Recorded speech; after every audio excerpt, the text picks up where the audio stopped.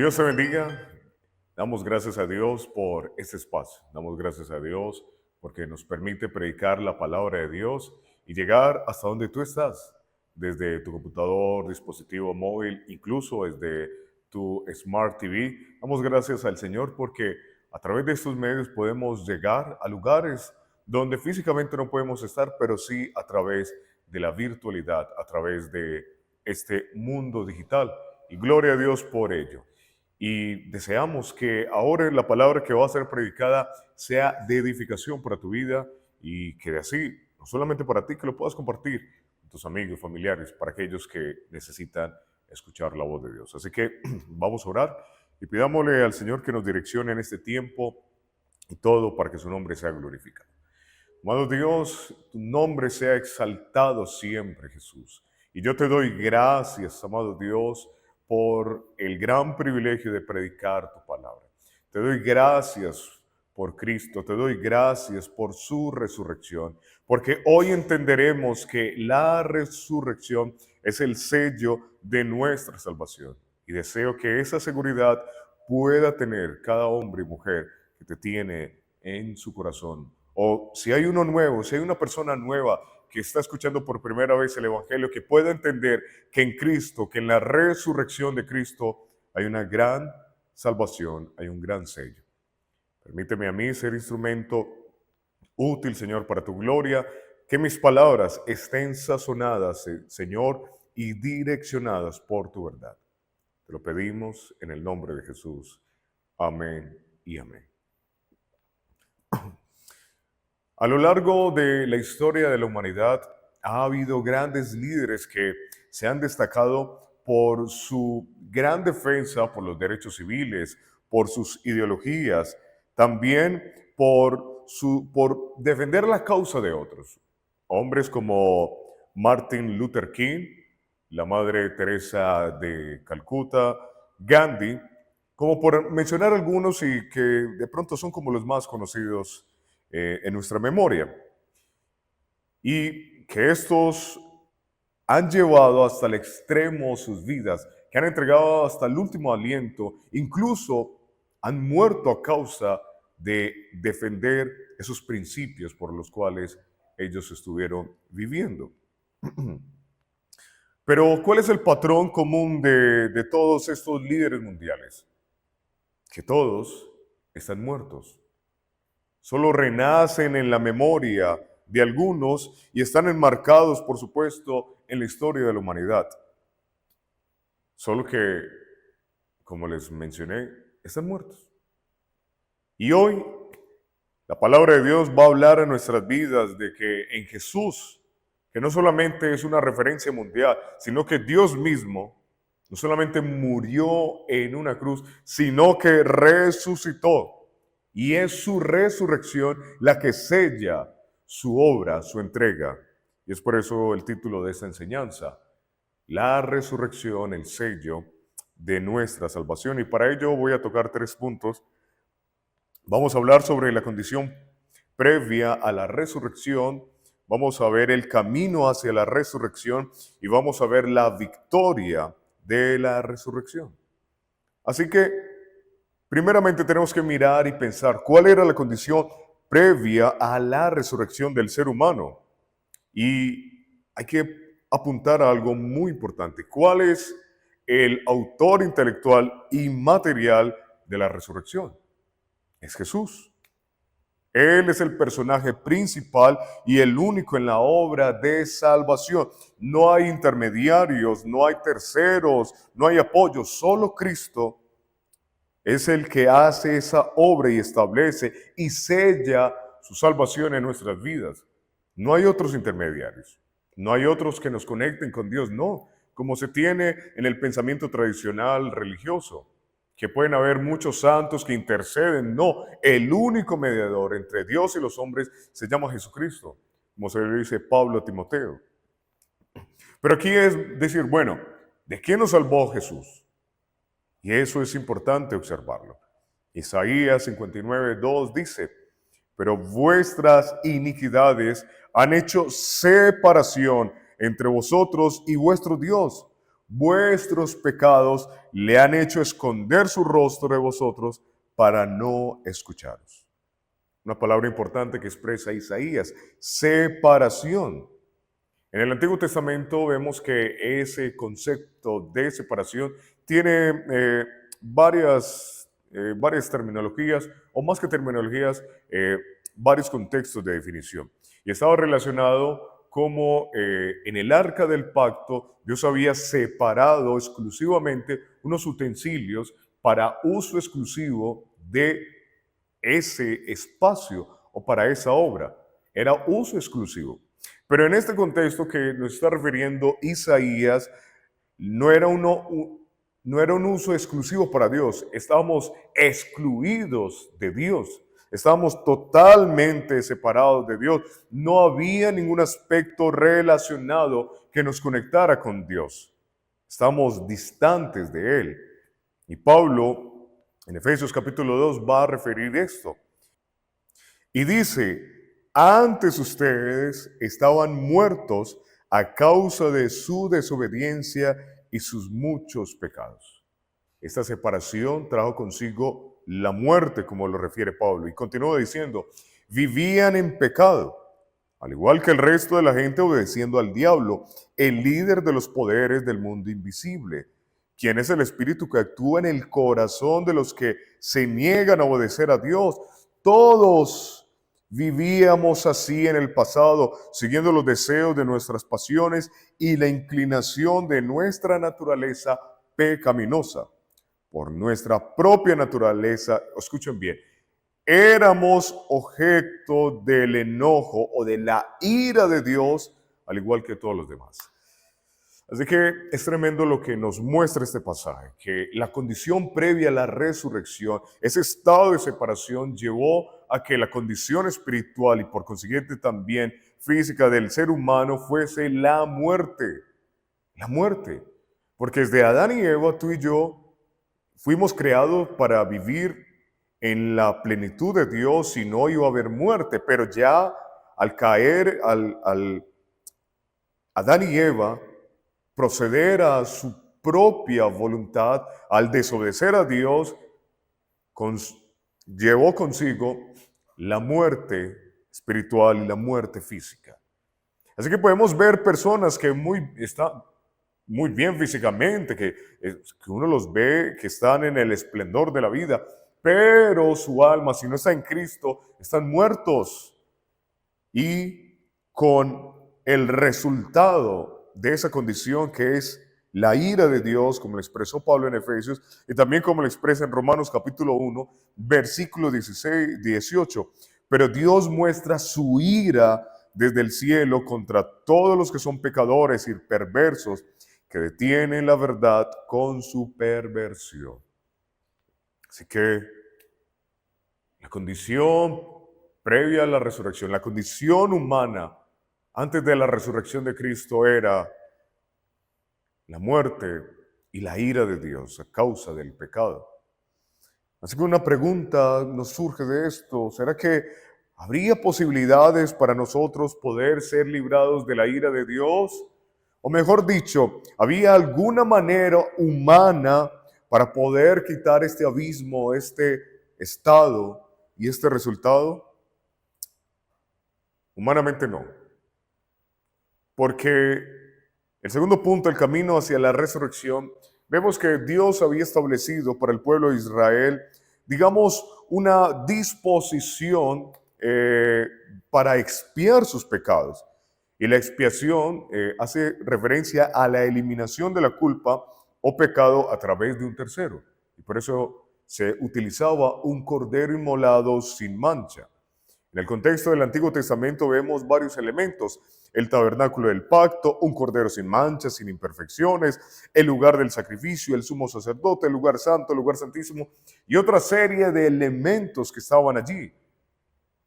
Pero todos esos elementos eran insuficientes y fueron insuficientes para satisfacer la justicia de Dios a causa del pecado. Primero, porque la condición del pueblo la condición de pecado del pueblo era elevado, y segundo, porque no podía haber algo creado que fuese lo suficientemente puro delante de Dios.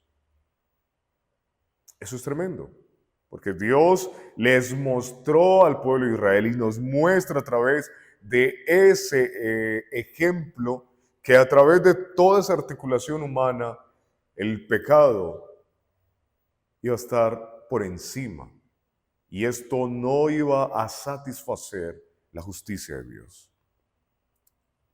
Por eso, Cristo tenía que representar ese cordero inmolado, para que la satisfacción divina recayera en un agente divino, en Jesús, puro, perfecto, santo, irreprensible, una esencia total para cubrir una necesidad total. Y Juan, capítulo 1, versículo 29, va a referir que Jesús era ese Cordero de Dios. Al día siguiente, en Juan capítulo 1, versículo 29, al día siguiente vio a Jesús que venía hacia él y le dijo: he ahí el Cordero de Dios que quita el pecado del mundo. Así que el camino hacia la resurrección está enmarcado en que anteriormente había unos elementos que fueron insuficientes para satisfacer la justicia de Dios y que Cristo, al encarnarse, reunió todos esos elementos para poderlos llevar al camino hacia el Calvario. Ese camino al Calvario está enmarcado por su dolor en el Getsemaní.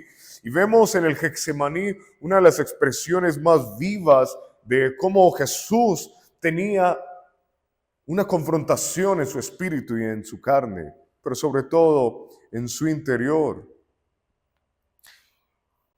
Marcos 14:34 dice: Jesús les dijo a los discípulos: mi alma está destrozada de tanta tristeza hasta el punto de la muerte. Quédense aquí y velen conmigo. Y vemos allí la gran expresión que él dice: Padre, si es posible de mí, pasa esta copa. Pero ¿por qué Jesús expresa esto? ¿Será que Jesús tenía temor de los clavos? ¿Tenía temor de los azotes que iba a recibir? ¿Tenía temor de las humillaciones que iba a recibir? No, porque lo que Jesús tenía realmente temor y en lo que lo llevó hacia la cruz y esa situación que tenía era porque por primera vez en la historia de la eternidad, el Padre se iba a separar del Hijo. Por primera y única vez el Padre iba a ver su Hijo con ira e iba a derramarla toda en él. Por primera vez Jesús no pudo sentir la presencia de su Padre y se convirtió en transgresión. Por ti y por mí, por obediencia y por amor. Así que vemos que el camino hacia el Calvario estuvo enmarcado por sangre, por dolor, por sufrimiento, por una entrega total. Porque ahí Jesús cargó con todos nuestros pecados.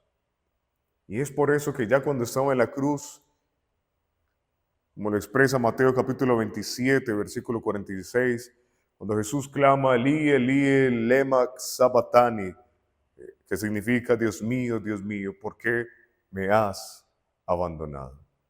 Ahí, en ese momento,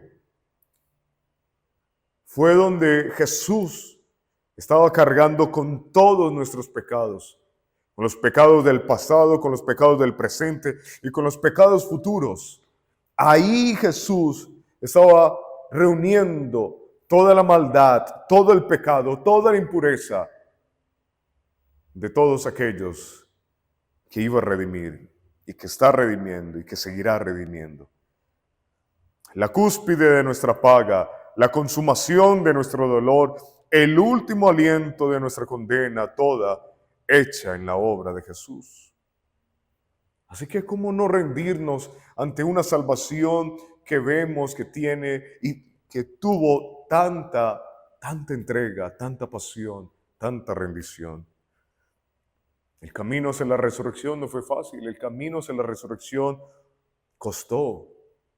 Es por eso que tú y yo debemos de valorar el sacrificio de Cristo, valorar la entrega allí total que dio por obediencia a su Padre y por amor a nosotros. Así que todo lo anterior mencionado nos lleva a el tercer y último punto, la victoria de la resurrección. Y creo que este punto es sumamente especial y trascendental en términos de la salvación, porque si Cristo no hubiera resucitado frente a la realidad humana, solo hubiese sido un simple mártir más. Simplemente hubiese sido un profeta más, un hombre más que peleó, que tenía buenos ideales, que ayudó a las personas, pero que simplemente murió y que lo recordamos como a alguien destacado. Pero Jesús no era eso. Jesús no era un simple hombre que solamente vino a hacer algo y murió por esa causa. No, algo más trascendental, algo más allá. Y es por eso que Pablo en 1 Corintios capítulo 15 va a hacer una reflexión profunda sobre esto. Y dice, pero díganme lo siguiente, dado que nosotros predicamos que Cristo se levantó de los muertos, ¿por qué algunos de ustedes dicen que no habrá resurrección de los muertos? Pues si no hay resurrección de los muertos, entonces Cristo tampoco ha resucitado. Y si Cristo no ha resucitado, entonces toda nuestra predicación, escuchen bien, es inútil. Y la fe de ustedes también es inútil. Y nosotros, los apóstoles, estaríamos todos mintiendo acerca de Dios, porque hemos dicho que Dios levantó a Cristo de la tumba. Así que no puede ser cierto si no hay resurrección de los muertos. Y si no hay resurrección de los muertos, entonces Cristo no ha resucitado. Y si Cristo no ha resucitado, entonces, escuchen bien, la fe de ustedes es inútil. En otras versiones dice vana, y todavía son culpables de sus pecados. En ese caso, todos los que murieron creyendo en Cristo están perdidos. Y si nuestra esperanza en Cristo es solo para esta vida, somos los más dignos de lástima de todo el mundo. Qué tremendo este texto. Y es por eso el título de esta enseñanza, la resurrección, el sello de nuestra salvación. Si Cristo no hubiera resucitado, no estaríamos predicando de Cristo. Si Cristo no hubiera vencido la muerte, no solamente cargado con el pecado, sino vencido la muerte, no estaríamos aquí predicando. ¿Y se imaginan 2000 años de historia basado en mentiras? 2000 años de historia haciendo canciones, sermones, estructurando tantas cosas basado en una mentira. Cuesta creerlo. Pero por eso Pablo lo afirma con tanta seguridad en el versículo 20 de Primera de Corintios capítulo 15. Lo cierto es que Cristo sí resucitó de los muertos. Él es el primer fruto de una gran cosecha, el primero de todos los que murieron. Gloria a Dios por eso. Gloria a Dios por esa seguridad. Porque en Cristo tenemos una salvación segura que no se pierde. Bendito sea su nombre, porque allí hay una gran esperanza viva para ti, para mí, y tener la gran confianza y la gran seguridad de que si Cristo se ha atravesado en tu camino, si Él te ha dado una nueva vida, si le has aceptado en tu corazón, si te has arrepentido de tus pecados, si le confiesas continuamente, si vives de acuerdo a su voluntad, pues tienes, mi querido, mis queridas, una gran salvación que nunca, nunca se va a perder. Porque Cristo resucitó. Y esa es nuestra gran esperanza viva y eficaz para nosotros. Como lo dice Pedro En 1 de Pedro capítulo 1, versículo 3, alabado sea Dios, Padre de nuestro Señor Jesucristo, por su gran misericordia nos ha hecho nacer de nuevo mediante la resurrección de Cristo, para que tengamos una esperanza viva. Qué hermoso es, qué hermoso que tú y yo tenemos una esperanza viva y eficaz, que es la obra integral de Cristo, su vida, su muerte y su resurrección. Así que démosle gracias a Dios, porque lo que Él nos ha dado de manera inmerecida, ahora podemos entender a través de su palabra que es algo seguro, que es algo en lo cual podemos tener completa esperanza y confianza. Así que oremos. Gracias, Señor. Definitivamente gracias, Padre, por la salvación. Porque de manera inmerecida, porque merecidamente teníamos tu ira, íbamos a recibir tu ira. Pero tú no te complaces, Señor, en destruir al injusto, sino que te complaces en que éste vuelva al arrepentimiento. Gracias, Señor, por extender a mi vida y extender tu misericordia a la vida de todos los que nos escuchan. Ese regalo tan precioso que es el volvernos a ti, el de que tú nos llames, Señor. Qué hermoso eso, Jesús. Yo te pido que podamos valorar el acto de Cristo, la obra de Cristo, que podamos tener la seguridad en nuestras vidas de esa salvación que se nos ha dado y que es una salvación segura y sellada con la obra integral de Jesús. Te doy gracias, amado Dios, por ello. Te glorifico, amado Jesús, y te pido que en cada hombre y mujer que ve o escuche este mensaje, Señor, desde su corazón esté la confianza y la seguridad que tu salvación ha sido sellada con tu resurrección.